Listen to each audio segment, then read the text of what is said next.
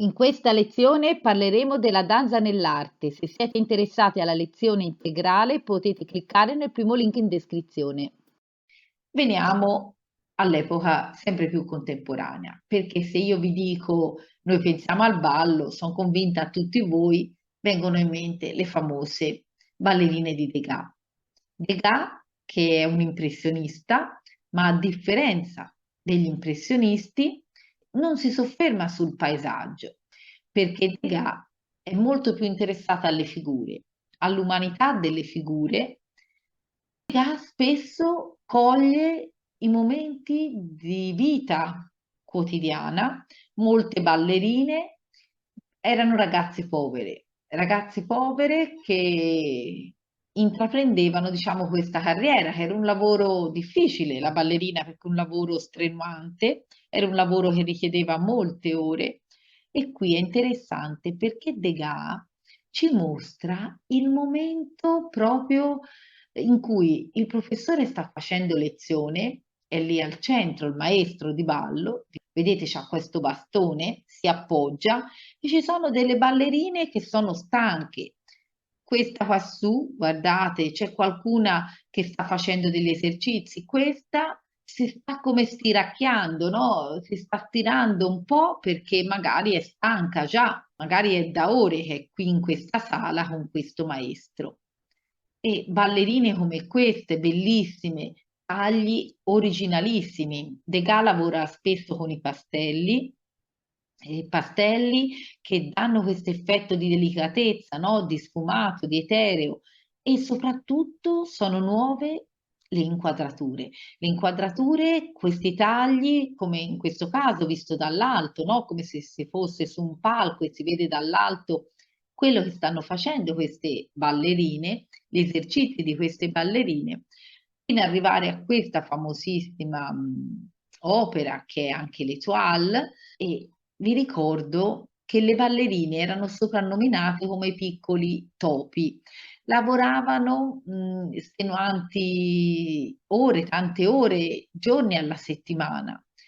E veniva, non so se lo sapete, ma proprio accanto, dietro praticamente al palcoscenico del Palais Garnier, era il teatro dell'Opera di Parigi, era stata creata anche una grande sala per appuntamenti, dove praticamente i signori, quelli che erano più benestanti, più ricchi, potevano incontrare proprio queste ragazze e proponevano degli atti sessuali. Loro davano un compenso finanziario e spesso queste ballerine erano costrette anche a prostituirsi, perché vi ho detto spesso erano povere. Allora vi capiterà di vedere dei dipinti di Degas in cui si vede la ballerina e sullo sfondo magari si vedono dei piedi, un frac nero, un uomo vestito di nero sullo sfondo che sta aspettando che la ballerina smetta di lavorare per soddisfare queste sue esigenze. E effettivamente Degas ci rappresenta proprio anche una realtà più cruda, la realtà più forse anche vera, no? Della danza, di questa natura umana che vedremo invece come Renoir si sofferma invece sulla bellezza della danza vista come un evento di gioia, come un evento giocoso, no? Mentre Degas si sofferma proprio su questi aspetti più drammatici, anche se si racconta che appunto anche Degas facesse posare per ore e ore estenuanti le sue ballerine, tenendole lì i suoi dipinti.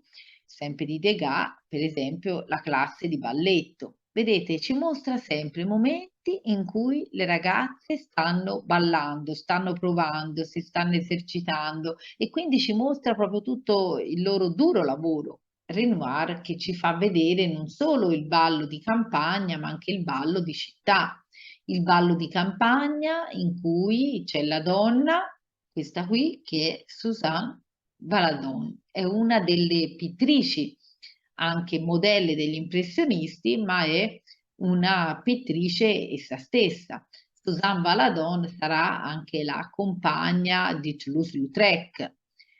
Questo dipinto si trova a Boston e qui ci fa vedere la differenza, per esempio, tra un ballo di campagna, appunto, e il ballo di città. Guardate, il ballo di campagna è molto più libero, l'uomo si avvicina alla donna, la stringe a sé e l'attacca come facendo ruotare, è caduto a terra un mazzolino che probabilmente aveva portato e qui sullo sfondo trovate tutti i vari personaggi che sono, vedete, intenti nello sfondo in campagna a brindare, a bere, a parlare.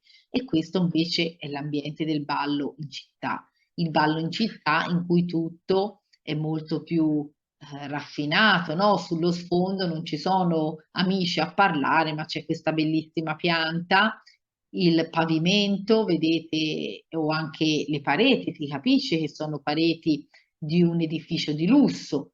La donna è vestita in una maniera impeccabile, con questo abito lungo, con lo strascico, portano i guanti, l'uomo è vestito in frac, non ha il cappello, perché il cappello non è elegante, il cappello è qualcosa di popolare, no?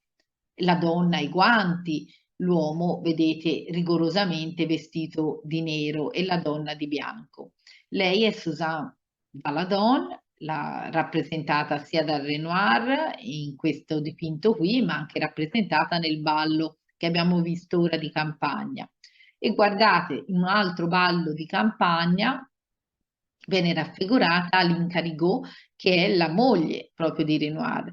Toulouse-Lautrec è famoso per aver portato in scena, in spettacolo, questa ballerina che era famosissima perché lei riusciva a fare uno spettacolo in cui fondeva la musica con le luci colorate, i suoni e lei praticamente ballava con dei foulard di seta e li agitava e ballando si agitavano al ritmo della danza e componevano tutta una sorta di figure.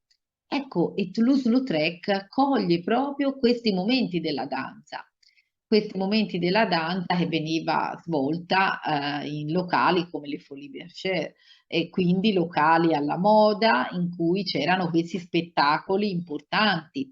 Arriviamo poi ai ballerini di Botero. Fernando Botero è un pittore che fa i suoi ballerini, tanti lo riconoscono, questo artista colombiano che è venuto a mancare recentemente, per le sue forme dilatate, perché le sue figure sono così grasse, ma lui non voleva che si definissero grasse, perché lui, anche se sono un suo tratto distintivo, lui non guarda a queste forme come a qualcosa per voler rappresentare il grasso. Lui prende l'avvio di queste forme espanse che lui dice voglio dar vita a delle forme che siano belle tornite perché la vita per lui e il piacere sono rappresentati dall'abbondanza, perché l'abbondanza comunica il senso di energia, di vitalità, di positività, di sensualità. Lui dice le forme rotonde sono quelle sensuali, le forme spigolose e la magrezza non rende questa sensualità, no, la vitalità. Ancora oggi a me mi viene di pensare, si dice tutti bello grasso, bello magro, non si dice, no?